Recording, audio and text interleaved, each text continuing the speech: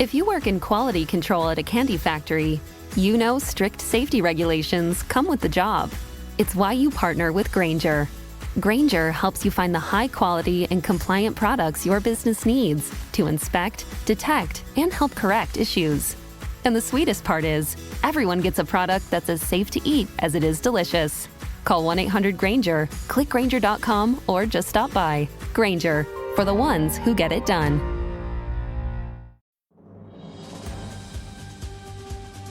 This episode is brought to you by Progressive Insurance.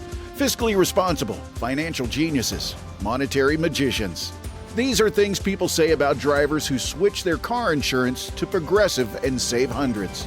Because Progressive offers discounts for paying in full, owning a home, and more. Plus, you can count on their great customer service to help you when you need it, so your dollar goes a long way. Visit Progressive.com to see if you could save on car insurance. Progressive Casualty Insurance Company and Affiliates. Potential savings will vary. Not available in all states or situations. Every team, every topic, everywhere. This is Believe.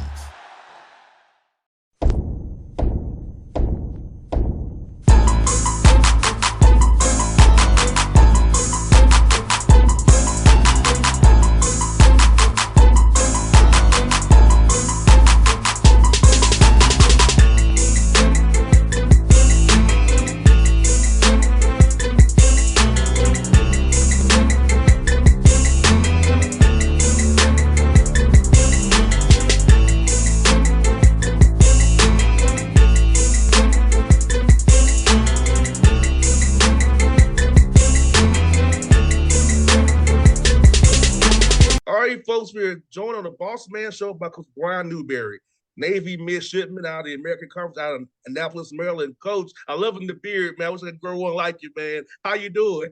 I'm doing good. Hey, you got a pretty good one yourself. I'm trying to get it like yours, man. I think I'll get to fill in the right way yet. Man. I have to start over again. Not as much space coverage, but sometimes that's a good thing. Yes, sir. Well, Coach, you was DC there from 19 on. He got the head coaching job. So how does it feel for you to move over that one seat, man? I know when you're assistant coach, man, you're D coordinator, you're not the head guy in charge. But now how's it been moving over that one chair now leading the whole program, man?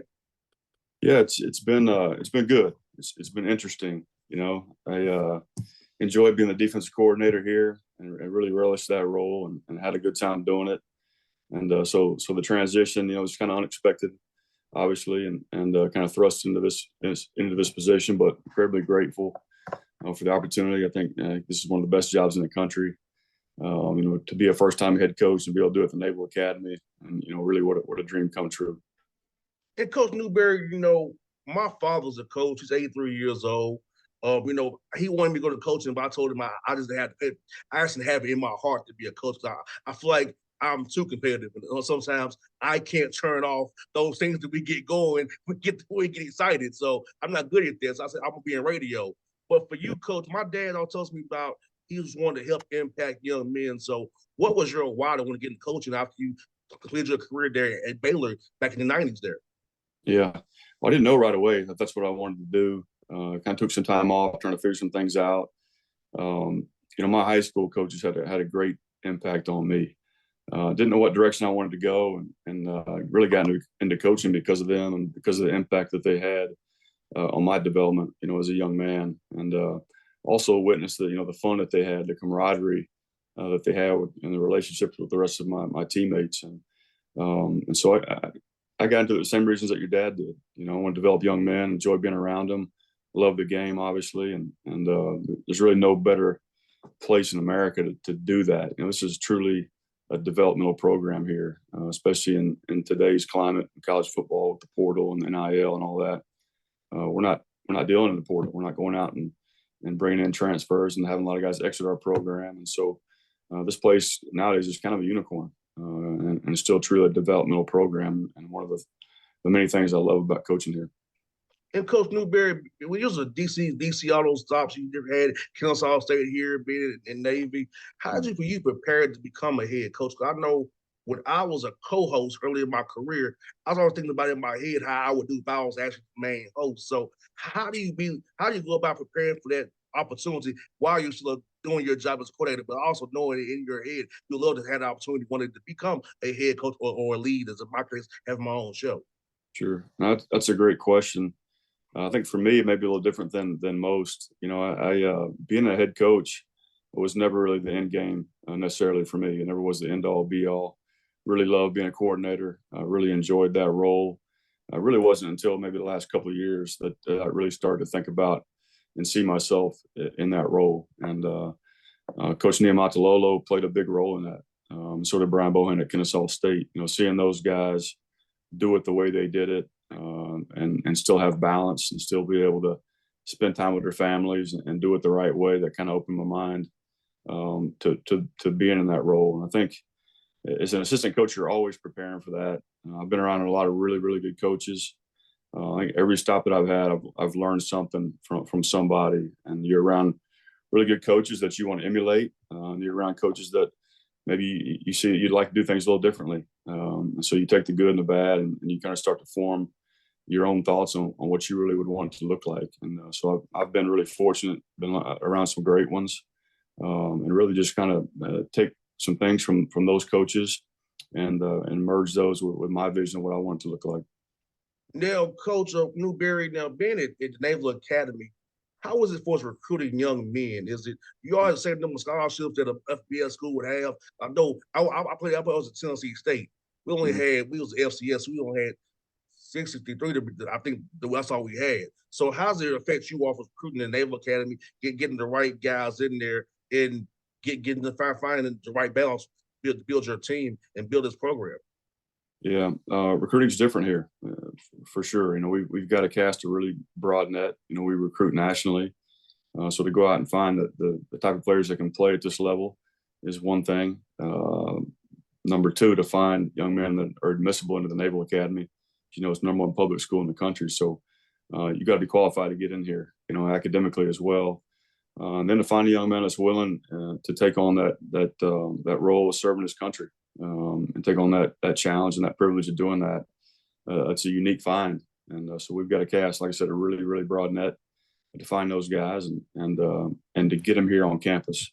There's a lot of misconceptions about this place and what the military side of things looks like. And I think when we get kids here and they see how beautiful our campus is, how beautiful Annapolis is, everything that this place has to offer and what it can do for your future, at that point it becomes a lot easier of a process.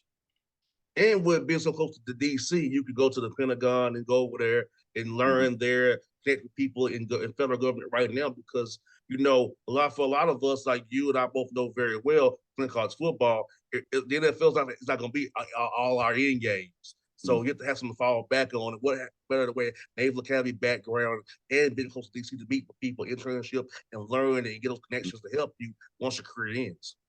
Yeah, certainly is a great part of the country. A lot to offer, as you said. In DC, you got Baltimore close by, a ton of schools around us. Really, anything you want to do, you want to go watch NFL teams, you want to watch baseball, you want to watch basketball, you want to go to concerts, you want to eat any kind of food you want. You got access to that right here, in Annapolis.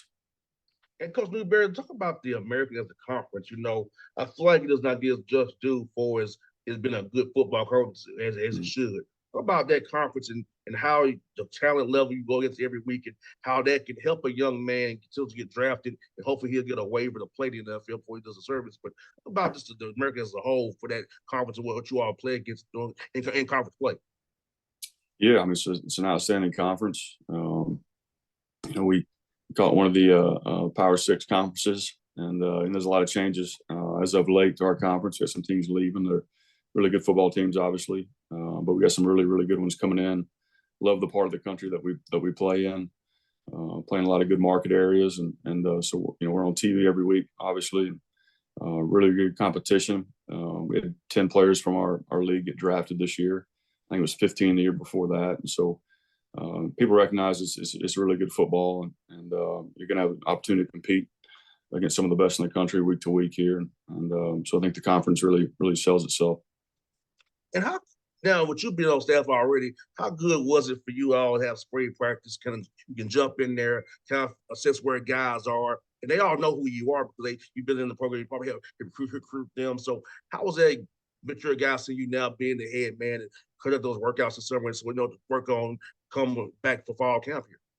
Yeah, I'd been here for 4 years, but exclusively my job was essentially to be the head coach of the defense, and so didn't really know a lot of the offensive guys outside of some of the guys I recruited or guys I dealt with on the scout team or guys I just passed in the hallway or in the weight room and chatted them up. But so first thing I had to do, and I'm still continuing to do it, is get to know all of these players and build that connection, that trust, and that relationship. But certainly it was an advantage knowing that I'd been here. This is a unique place, and you kind of got to get to know the ins and the outs of the academy and all the layers on the military side of things in the yard. But it was good. We were able to keep a lot of our coaches, and of course brought in some new guys as well. So spring ball hit the ground running. I thought it was a really good spring for us. Maximized all of our opportunities, and we hired a new offensive coordinator, Grant Chestnut, who's doing a phenomenal job, and really built an offense from scratch. When he got here, they took about 5 or 6 weeks kind of getting that staff room and go to work, and so to see that kind of come to fruition during the spring ball and see us building that out and be a part of that, and kind of be dialed into the offensive side of things was unique and different for me. But I think it's gone about as smooth as it can be, to this point. We're kind of where I hoped we'd be as a football team at this point. When you asked me maybe 3 months ago, so I'm really pleased where we're at, our progress, the buy-in of our players, with what we're doing on both sides of the football with our new staff. I really couldn't be more pleased with where we're at. And I say that knowing that we have a ways to go and we're still a work in progress, but really happy about where we're at right now. And from a D coordinator perspective, Coach of Newberry, how has it been, man, as the game gets more spread, having to play more nickel, more dime, having linebackers who can run down the field and actually cover receivers now? So defensively, how's it been in the chess match, man, nowadays? All this spread and passing the football, knowing when they run the ball, it's probably inside zone, maybe a counter or a pitch or a trap or a dive. So kind of takes away some options when they spread it, but also makes you have to have more athletic guys on the field. Yeah, I think we're just like everybody else in the country. You've had to evolve in what you do defensively, and you may be looking for a different skill set, at certain positions, especially in our league, to function. But no, it's a great thing about this game is it's always changing and evolving, and you got to stay up with the times. And I think we've been able to do that defensively. I think the way that we're structured and built, allows us to defend those types of teams that we see week in and week out in our conference. No doubt. I'll tell you, Coach, my dad is, he's old school. He wants to put in 2 back still. He hates all the spread. I mean, my dad hates it to a T. But I said, Dad, it's fun football, but I don't give the defensive guys more of a set play to figure out how to stop all these fast guys, man. These jet sweeps, all that stuff, man. I said, I enjoy it personally, but my dad, Coach, he has his fans. He writes on, I can't stay inside. I don't like this. He's still scouting players. But Dad, you're retired, man. Relax. He can't give it up, Coach. He can't do it, man. Yeah, what you're seeing nowadays is the RPO stuff, the run pass option, which is an extension of the triple option. Is all it is. We say that all the time. It's just you're doing it in a little more space nowadays. And the 2-back stuff, the old school stuff that your dad likes, people are still doing that. They're using the tight end in creative ways, 2-back sets and things like that, and 11 and 12 personnels. And so, it's cyclical, right? So what goes around comes around. It's always evolving, but it always circles back on some of the things that we've done in the past. And so I'm sure your dad can probably appreciate that too. Yeah, I told my dad, I said, Dad, why did the NFL draft? They draft all these tight ends that are kind of like receivers. So I said, the 12 personnel is kind of like the 2-back. I'll tell them exactly what you just said. And I said, yes, also, you can also spread it out and say, hey, I'm going to put these 2 big freaks in the slot here. Do something about it. So I'm like, it's all about matchups, as he knows that. So talking about my dad, Coach Newberry, is always fun, but I know he has that old school mindset. I'm adapted to his new school way of doing things. Like, it's fun when we get those chats together, man. It's really interesting. Talk to my father who played ball for years and coached for years. Yeah. To get him to see it a little bit how it's changing and evolving, but still there. It's a little bit different now. That's right. Yeah. It's all the same. Just evolving a little bit. Now, last one I have for you, Coach. I know we talked about before we got to record it here. Your time here in Atlanta. Talk about their time here at Kennesaw State, Atlanta, the city, and just being around here with all the talented football players here in the state of Georgia and coaching in high school here. Yeah, my time there was awesome. I said my wife and I loved living there. We lived up in Kennesaw, just north of Atlanta, but love that area. It's obviously a hotbed for football, a lot of talent down in that state, and what a unique opportunity and a great learning experience that was for me being there when we started that program.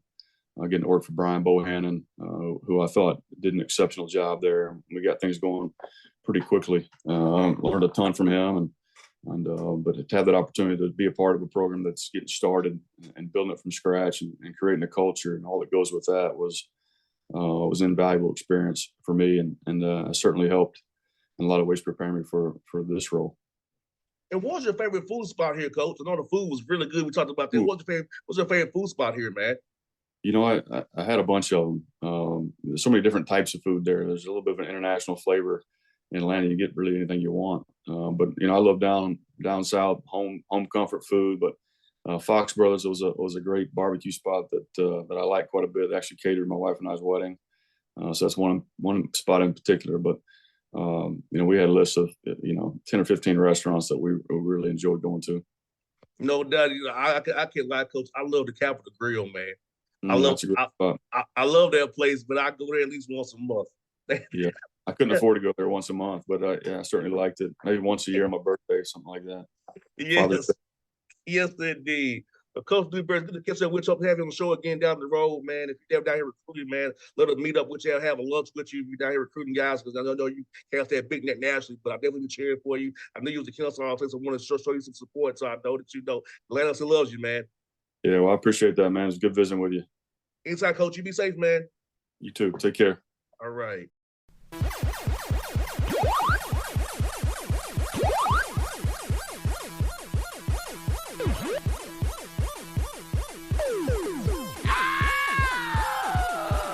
For the ones who get it done, the most important part is the one you need now. And the best partner is the one who can deliver.